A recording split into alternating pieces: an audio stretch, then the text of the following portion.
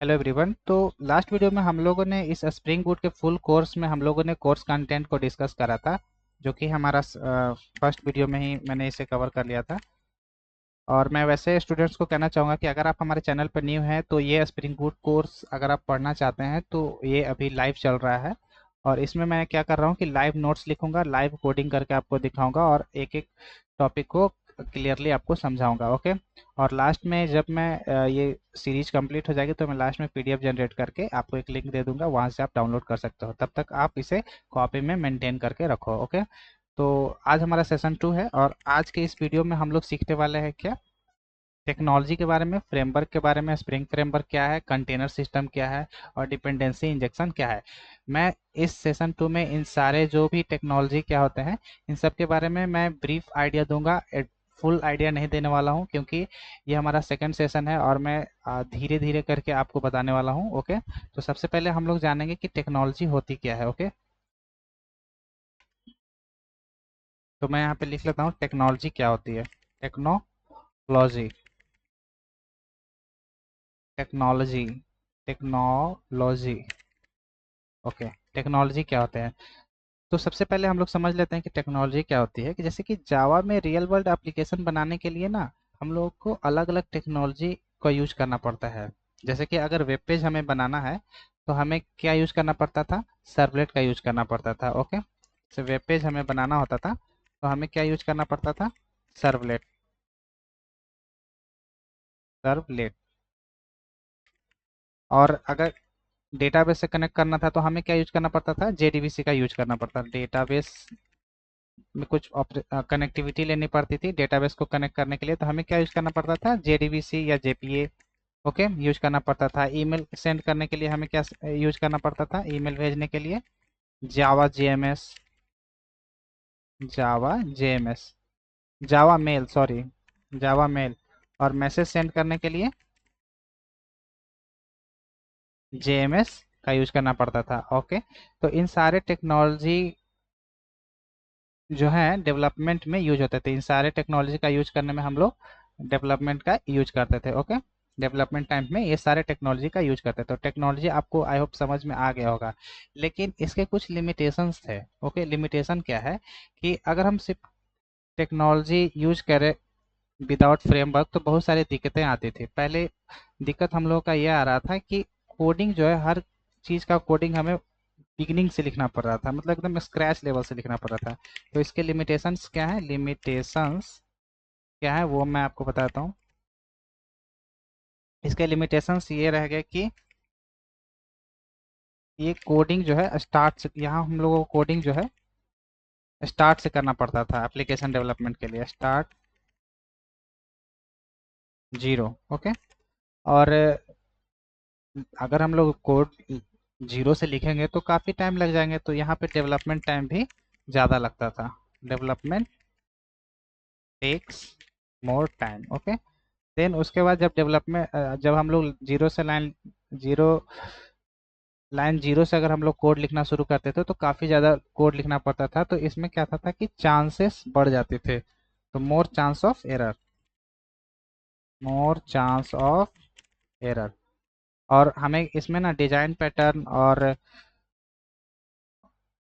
Architecture के rules जो हैं हमें मैनुअली अप्लाई करने पड़ते थे। ओके। तो यहाँ पे लिख लेंगे design pattern applied manually. Okay. इस वजह से हम लोगों को क्या था कि डेवलपमेंट जो था डिफिकल्ट हो जाता था, डेवलपर को काफ़ी प्रॉब्लम फेस करनी पड़ती थी। तभी इन सब को दूर करने के लिए क्या आया, फ्रेमवर्क। ओके। तो फ्रेमवर्क आया इन सब प्रॉब्लम को सॉल्व करने के लिए। तो फ्रेमवर्क क्या होता है, फ्रेमवर्क एक रेडीमेड स्ट्रक्चर होता है। ओके।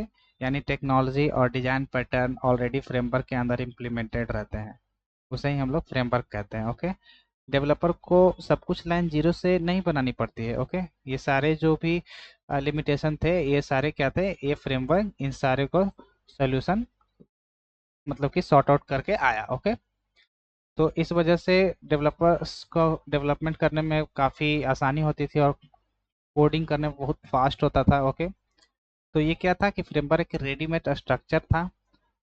इसमें टेक्नोलॉजी और डिजाइन पैटर्न ऑलरेडी फ्रेमवर्क के अंदर इम्प्लीमेंटेड होते थे। ओके, तो इस वजह से क्या था कि कोडिंग फास्ट होती थी, टाइम बचता था और एरर भी काफ़ी कम आता था। तो एरर का फास्ट कोडिंग होती थी, तो इसी वजह से ये ना रैपिड एप्लीकेशन हो जाता था। रैड एप्लीकेशन भी हम लोग इसे कह देते थे कि फ्रेमवर्क की वजह से हम लोग रैपिड एप्लीकेशन डेवलपमेंट कर लेते हैं। तो इसमें क्या है फ्रेमवर्क में कि रेडीमेड स्ट्रक्चर रहता था। स्ट्रक्चर, इसमें इनबिल्ट टेक्नोलॉजी भी रहती थी। Inbuilt technology, design pattern already इसमें इम्प्लीमेंटेड रहता था। डिजाइन पैटर्न ऑलरेडी इम्प्लीमेंटेड, और ये सारे चीज़ को दूर करने के बाद हमारा एप्लीकेशन डेवलपमेंट काफ़ी फास्ट हो जाता था। तो फ्रेमवर्क ना रैड एप्लीकेशन डेवलपमेंट में हम लोग क्या करते थे, इन सब की वजह से ये रैपिड एप्लीकेशन डेवलपमेंट हो जाता था। तो रैड के बारे में हम लोग लिख लेते हैं, रैपिड एप्लीकेशन डेवलपमेंट। ओके, जिससे हमारा क्या था कि फास्ट कोडिंग होता था, फास्ट कोडिंग एंड एरर भी काफ़ी कम आती थी। Okay, less error.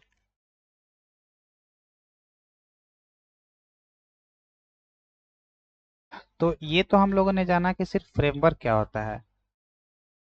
देन इसके बाद हम लोगों को एप्लीकेशन डेवलपमेंट करना है, तभी आया स्प्रिंग फ्रेमवर्क। ओके, तो अब हम लोग आते हैं किस पे, स्प्रिंग फ्रेमवर्क पे। Spring framework. ओके, तो स्प्रिंग जावा का बहुत ही पॉपुलर फ्रेमवर्क है। ये जो मेनली यूज होता है, ये वेब एप्लीकेशन और डिस्ट्रीब्यूटेड एप्लीकेशन डेवलप करने के लिए यूज होता है। ओके, तो ये किसके लिए यूज होता है spring framework? Used for web application और डिस्ट्रीब्यूटेड एप्लीकेशन और डिस्ट्रीब्यूटेड एप्लीकेशन। और स्प्रिंग का ना एक अपना एपीआई होता है। Okay, it has on API. इसके अपने एपीआईज होते हैं, और सबसे इम्पोर्टेंट बात इसमें यह है कि ये कंटेनर सिस्टम को फॉलो करता है। तो इट्स फॉलो कंटेनर सिस्टम। आपसे मैं रिक्वेस्ट करूंगा कि अभी मैं जो कुछ भी यहाँ पे बता रहा हूँ, ये इन डिटेल में नहीं बता रहा हूँ, मैं सिर्फ ब्रीफली बता रहा हूँ, क्योंकि आने वाले वीडियोस में आपको और क्लियर हो जाएंगे कि ये सारे हैं क्या। अभी आपके माइंड में क्या आ रहा होगा, कंटेनर क्या है। तो कंटेनर के बारे में अभी मैं, क्योंकि मैं कोडिंग पार्ट आपको दिखा नहीं रहा हूँ, इसलिए आपको क्लियर होने के चांसेस काफ़ी कम रहेंगे। 50-50 आपको क्लियरेंस रहेंगे। ओके, तो अभी मैं इसके बाद में आपको बताने वाला हूँ कि कंटेनर क्या है। ओके, तो कंटेनर को समझते हैं कि कंटेनर क्या है। तो स्प्रिंग कंटेनर क्या होता है?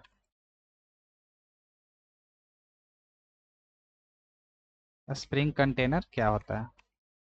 तो नॉर्मली जावा में ऑब्जेक्ट हम मैनुअली बनाना पड़ता था, जैसे कि न्यू कीवर्ड का यूज करके हम लोग खुद से ऑब्जेक्ट क्रिएट करते थे हर बार।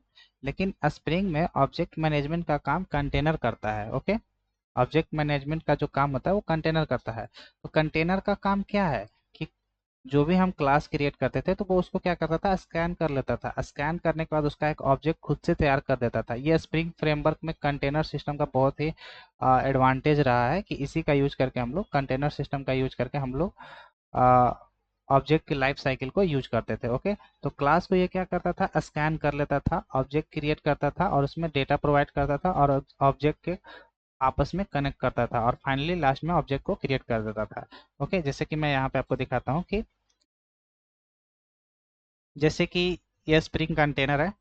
ओके, इस स्प्रिंग कंटेनर में ये क्या करता था कि स्प्रिंग कंटेनर ये खुद से ऑब्जेक्ट क्रिएट क्या करता था कि क्लास को स्कैन करता था। स्कैन करने के बाद उसका ऑब्जेक्ट क्रिएट करता था, जितने भी क्लासेस था उन सबको स्कैन करके उन सारे का ऑब्जेक्ट बना देता था। और ऑब्जेक्ट बनाने के बाद वो क्या करता था कि इन सब में डेटा प्रोवाइड करता था, डेटा सारे में प्रोवाइड कर देता था। ओके, डेटा प्रोवाइड करने के बाद वो क्या करता था कि बेस्ड ऑन रिलेशन, मतलब कि इसके जो भी रिलेशंस आपस में जो थे, आपस में जैसे हैज ए रिलेशन रहेगा तो ये क्या करता था, आपस में इन दोनों को लिंक कर देता था। ओके, ये सबको लिंक कर देता था एक दूसरे में। और लास्ट में क्या करता था कि स्प्रिंग कंटेनर, ये जो स्प्रिंग कंटेनर है,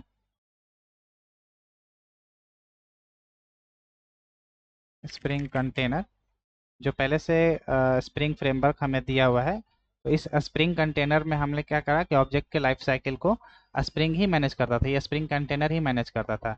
और लास्ट में ये क्या करता था, ऑब्जेक्ट को डिस्ट्रॉय कर देता था। तो यही स्प्रिंग कंटेनर का काम था। तो स्प्रिंग कंटेनर में हम लोग क्या करते थे कि क्लासेस को स्कैन करते थे। ओके, तो हम लोग यहाँ पे लिख लेते हैं फाइंड एंड स्कैन क्लासेस। और हम लोग स्प्रिंग में ना इन क्लासेस को ही हम लोग क्या बोलते थे, बीन बोलते थे। ओके, बीन्स हम लोग यहाँ पे लिख लेते हैं, इसे ही हम लोग क्या कहते थे, स्प्रिंग बीन्स। अभी आपको बीन्स के बारे में आगे चल के मैं क्लियर कर दूंगा कि बीन्स कहते किसके हैं, जब कोडिंग पार्ट में आएंगे तो और भी आपको क्लियर हो जाएगा। ये क्या करता था, पहले क्लास को स्कैन करता था, फिर उसका ऑब्जेक्ट क्रिएट करता था, क्रिएट ऑब्जेक्ट। ओके, देन उसके बाद उसमें डेटा प्रोवाइड करता था, प्रोवाइड डेटा। देन उसको लिंक करता था,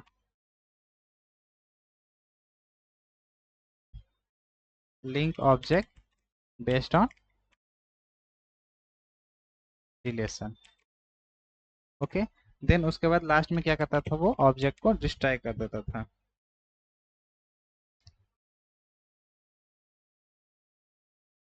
ओके, तो ये सारे जो ऑब्जेक्ट के लाइफ साइकिल है वो स्प्रिंग मैनेज ही करता था। ओके, तो प्रोग्रामर को क्या करना पड़ता था कि यहाँ पे प्रोग्रामर को स्प्रिंग को काम करने के लिए प्रोग्रामर से दो चीजें चाहिए होती थी। इस स्प्रिंग कंटेनर से काम कराने के लिए प्रोग्रामर से दो चीजें चाहिए थी। पहला चाहिए था उसको स्प्रिंग बीन, तो यहाँ पे चाहिए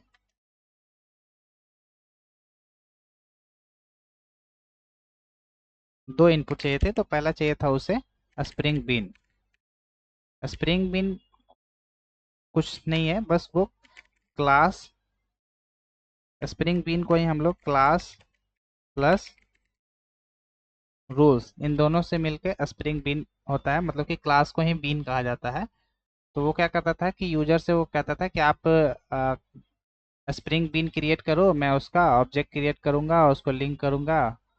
ओके, तो वो यूजर से क्या करता था कि क्लास और उसके रूल्स को फॉलो करवाता था। और दूसरा था स्प्रिंग कॉन्फ़िगरेशन। ओके,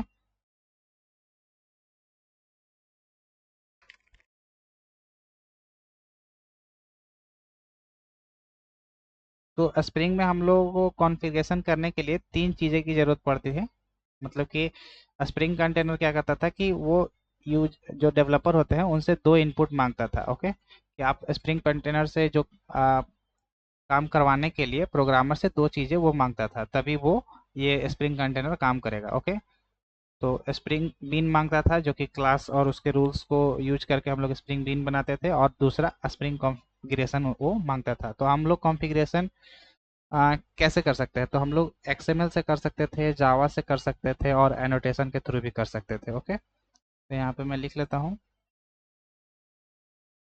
एक्सएमएल से भी हो सकता है, जावा से भी हो सकता था, और एनोटेशन से भी कर सकते थे। ओके, तो हम लोग जो कॉन्फ़िगरेशन करते थे स्प्रिंग का कॉन्फ़िगरेशन, वो तीन तरीके से कर सकते हैं। अब हम लोग सीखेंगे क्या, डिपेंडेंसी इंजेक्शन। ओके,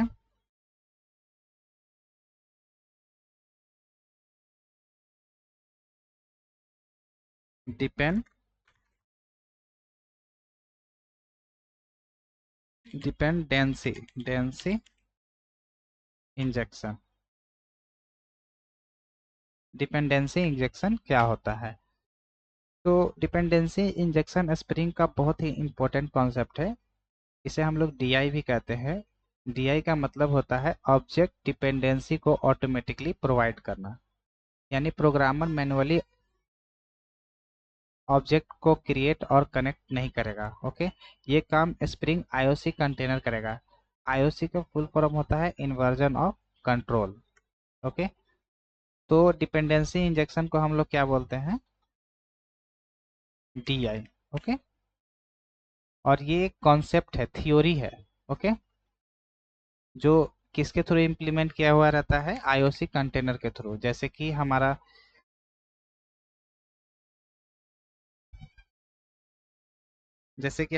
उप्स एक थ्योरी है, और इसमें कोर जावा का यूज करके हम लोग ये पहले से ही प्रोग्रामिंग, ये चीज़ है। जैसे इसका प्रोग्रामिंग क्या हो गया? कोर जावा हो गया। ओके, देन उसके बाद ओआरएम थ्योरी है, और इसके प्रोग्रामिंग क्या हो गए? हाइबरनेट, और हाइबरनेट विथ जीपीए। ओके, तो वैसे ही डिपेंडेंसी इंजेक्शन भी एक थ्योरी है। डीआई भी क्या है? एक थ्योरी है, और इसके जो प्रोग्रामिंग कॉन्सेप्ट है वो स्प्रिंग आईओसी है। स्प्रिंग आईओसी, इसे हम लोग कहते हैं इन्वर्जन ऑफ कंट्रोल। ओके, तो हम लोग इसे कह सकते हैं कि dependency injection is a concept और theory which is implemented by what? IOC. Okay, इसे ही हम लोग क्या कहते हैं? Container. It is also called as a spring container. Okay, तो पहले मैं इसका डिफिनेशन लिख लेता हूँ। Dependency injection is a concept or theory which is implemented by Spring IOC, जिसे हम लोग इन्वर्जन ऑफ कंट्रोल कहते हैं।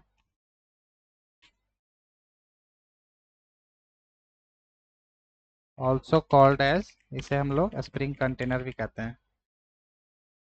Spring container.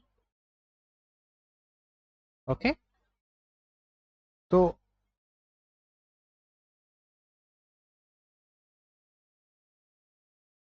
यहाँ पे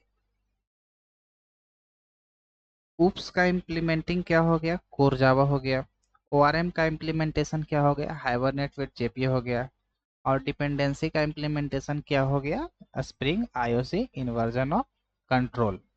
ओके, लेकिन इसके जो कंटेनर के टाइप्स होते हैं, जैसे कि हम लोग अब टाइप्स ऑफ कंटेनर जानेंगे कि कितने तरीके से कंटेनर होते हैं, कि ये जो कंटेनर होता है, ये जो कंटेनर है ये कितने तरीके के होते हैं।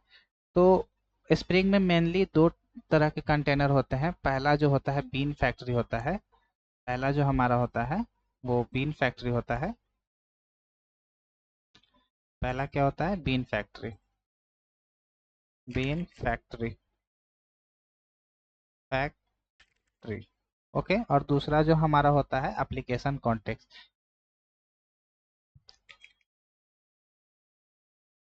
एप्लीकेशन कॉन्टेक्स्ट, तो ये हमारा लेगेसी कंटेनर है, और ये जो हमारा एप्लीकेशन कॉन्टेक्स्ट का जो कंटेनर है ये हमारा न्यू है, ये एडवांस है। इन दोनों में डिफरेंस ये है कि बीन फैक्ट्री सिर्फ और सिर्फ एक्सएमएल कॉन्फ़िगरेशन को ही सपोर्ट करता है। इसी वजह से इसे रियल टाइम प्रोजेक्ट में काफ़ी प्रॉब्लम होते थे। ओके, तो इनको दूर करने के लिए एप्लीकेशन कॉन्टेक्स्ट न्यू आया, और वो क्या कर रहा है कि एडवांस फीचर्स में लाया, जैसे तीनों से इसे हम लोग इम्प्लीमेंट कर सकते थे। ओके, इसके तीनों मतलब कि इंटरनली क्या करता है, बीन फैक्ट्री को ही एक्सटेंड करता है, और इसके सारे फीचर्स को एप्लीकेशन कॉन्टेक्स्ट में अवेलेबल करा देता है। और इसमें ना हम लोग एडिशनली फीचर्स मिलेगा, जैसे कि जावा से भी हम लोग इसको कॉन्फ़िगरेशन कर सकते हैं, एक्सएमएल से भी हम कॉन्फ़िगरेशन कर सकते हैं, और एनोटेशन से भी हम लोग कॉन्फ़िगरेशन कर सकते हैं। ओके, तो हम लोगों ने आज के इस वीडियो में देखा टेक्नोलॉजी क्या होते हैं, फ्रेमवर्क क्या होते हैं, स्प्रिंग फ्रेमवर्क क्या होते हैं, स्प्रिंग कंटेनर क्या होते हैं, डिपेंडेंसी इंजेक्शन क्या होते हैं, और बीन फैक्ट्री क्या होते हैं, और एप्लीकेशन कॉन्टेक्स्ट क्या होते हैं। ओके, नेक्स्ट वीडियो में हम लोग सीखेंगे टाइप्स ऑफ एप्लीकेशन। ओके, कि वेब एप्लीकेशन किसे कहते हैं, डिस्ट्रीब्यूटेड एप्लीकेशन इसके अंदर आते हैं, और भी मतलब कि माइक्रो सर्विस एप्लीकेशन किसे कहते हैं, इन सब के बारे में हम लोग नेक्स्ट वीडियो में डिस्कस करेंगे। ओके, अभी मैं वीडियोस काफ़ी छोटे छोटे क्रिएट कर रहा हूँ। ओके, क्योंकि अ, अभी आपको मे बी बोरिंग लग रहा होगा, लेकिन आगे जब कोडिंग पार्ट जब शुरू करूँगा तो आई होप कि आपको काफ़ी कुछ समझ में आएगा, क्योंकि सेशन 2 में मैं सिर्फ आपको टेक्नोलॉजी और इसके लिमिटेशन, फ्रेमवर्क्स, रैपिड एप्लीकेशन किसको बोलते हैं, फ्रेमवर्क किसको बोलते हैं, इन सब के बारे में मैं बताया हूँ। ओके, तो